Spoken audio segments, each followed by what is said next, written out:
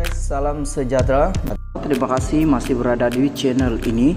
Bagi mereka yang belum subscribe channel ini, sila subscribe dan like, komen, share supaya Anda tidak akan ketinggalan info-info yang saya akan sampaikan di channel ini. Berita hari ini saya kongsikan kepada Anda daripada Astro Awani.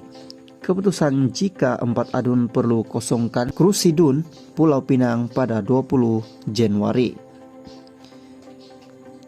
Mahkamah Tinggi di sini pada Isnin menetapkan 20 Januari ini untuk memutuskan sama ada perkara 14E Pelembagaan Negeri Pulau Pinang sah diguna pakai terhadap 4 ahli Dewan Undangan Negeri Adun atau sebaliknya. Pesuruhjaya Kehakiman Mahkamah Tinggi Azizan MD menetapkan tarik itu selepas mendengar hujah peguam Citan yang mewakili kesemua adun itu dan peguam Surendara yang mewakili DUN Pulau Pinang dan speakernya Datu Low Chong King. Setelah mendengar hujahan daripada kedua-dua pihak, saya menetapkan 20 Januari ini untuk membuat keputusan. Namun kedua-dua pihak berhak untuk hubungi saya untuk buat persembahan dan hujahan bertulis sebelum tarik keputusan, kata beliau. Azizan turut mentitah kedua-dua pihak hadir ke mahkamah pada tarik yang ditetapkan untuk mendengar keputusan. Dalam hujahannya berkata, perkara 14E Pelembagaan Negeri Pulau Pinang adalah tidak sah karena tidak konsisten dengan perkara 10(1) Pelembagaan Persekutuan. 2 anak guam saya dipecat daripada parti dan 2 lagi masih kekal dalam parti. Jadi perkara 14E Pelembagaan Negeri Pulau Pinang tidak seharusnya terpakai, katanya. Beliau berkata ketika pilihan raya umum ke-14 pada 2018, Pakatan Harapan PH gabungan yang diwakili oleh 4 adun itu juga tidak berdaftar sebagai parti politik. Namun Sundara berhujah bahwa Mahkamah Persekutuan telah memutuskan DUN berhak menggubal undang-undang bagi menentukan kelayakan ahlinya. Guys, salam sejahtera. Terima kasih masih berada di channel ini. Bagi mereka yang belum subscribe channel ini, sila subscribe dan like, komen, share supaya Anda tidak akan ketinggalan info-info yang saya akan sampaikan di channel ini. Berita hari ini saya kongsikan kepada Anda daripada Malaysia kini. Ahli Parlimen cadang Dewan Rakyat mula bersidang jam 2 petang. Ahli-ahli Parlimen telah menggemukakan cadangan termasuk memulakan waktu mensyarat persidangan Dewan Rakyat pada jam 2 petang berbanding 10 pagi seperti yang diamalkan sekarang. Yang dipertua Dewan Rakyat Johari Abdul berkata cadangan yang dikemukakan kepadanya itu dibuat untuk mentransformasi perjalanan sidang parlimen bagi membolehkan jemaah menteri menjalankan urusan pentakbiran masing-masing sebelum hadir ke Dewan Rakyat. Cadangan lain yang turut diterima, katanya, ialah untuk menambah hari persidangan kepada 100 hingga 110 hari selain melonggarkan etika pemakaian di dalam Dewan Rakyat, seperti tidak perlu memakai tali leher. Johari berkata satu jawatan kuasa akan dibentuk untuk melihat kepada cadangan-cadangan yang dikemukakan itu. Mudah-mudahan sidang pertama panggal ini Parlimen ke-15 akan berlaku diadakan pada Februari, katanya pada sidang media di bangunan Parlimen di sini hari ini.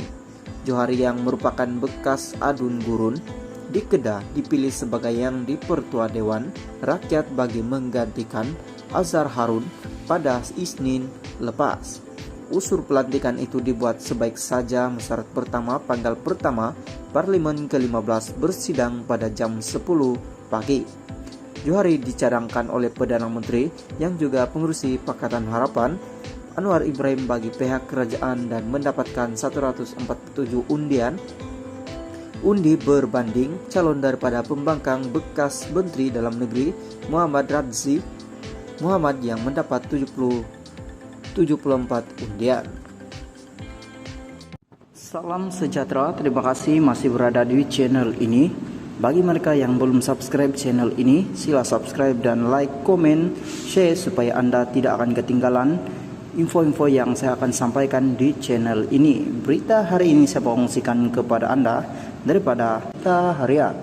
Dewan Rakyat lulus budget mini 107 billion. Kuala Lumpur, Dewan Rakyat hari ini secara sebulat suara meluluskan budget mini 2023 dan rang undang-undang RUU kumpulan uang disatukan pembelanjaan masuk akaun 2022 yang dibentangkan Datuk Seri Anwar Ibrahim. Keputusan itu dipertua Dewan Rakyat Datuk Johari Abdul selepas tiada perbahasan bagi kedua-dua usul yang dibentangkan Perdana Menteri pada musyarat pertama Majlis Parlimen ke-15. Terdahulu, Anwar yang juga Menteri Keuangan membentangkan budget mini bagi tujuan pembelanjaan perkhidmatan membabitkan wang bernilai RM107 billion. Beliau membentangkan peruntukan itu di bawah akta kumpulan wang disatukan yang akan mula berkuat kuasa pada 1 Januari depan.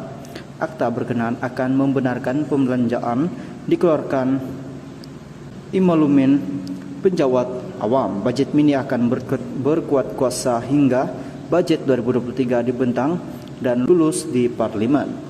Ia susulan RUU pembekalan 2023 tidak akan diluluskan Parlimen sebelum 1 Januari depan, maka peruntukan perlu dikeluarkan bagi pembelanjaan dalam tahun 2023 bagi tempo dari 1 Januari sehingga tarik RUU perbekalan 2023 menjadi undang-undang dan mula berkuat kuasa.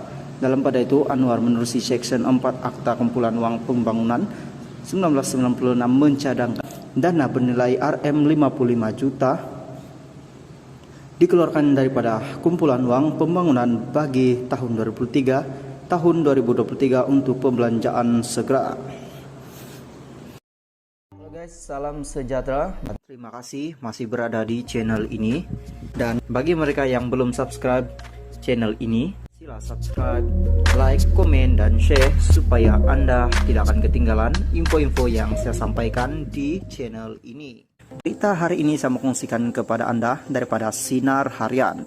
Warisan Gesa ME63 segera dimuktamadkan. Putrajaya, Presiden Parti Warisan Sabah, Warisan Datuk Seri Muhammad Safi Afdal menggesa Kerajaan Perpaduan Malaysia segera memuktamadkan Perjanjian 1963 ME63.